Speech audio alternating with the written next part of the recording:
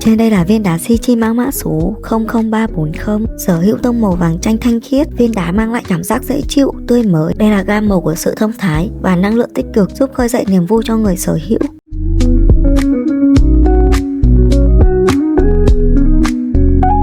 Và trên đây là thông số chi tiết của viên đá.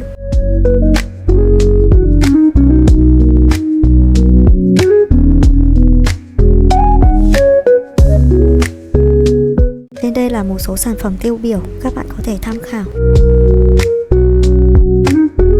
Viên đá được tạo hình hoa 4 cánh, kỹ thuật mài đa tầng tạo lên hiệu ứng phản chiếu ánh sáng đan xen ở tâm, làm nổi bật nhị hoa lấp lánh và cánh hoa rực rỡ. Với kiểu dáng độc đáo, viên đá này cực kỳ phù hợp để chế tác mặt dây chuyền đơn giản mà sang trọng, làm điểm nhấn trung tâm cho một chiếc nhẫn cao cấp phối kim cương tấm.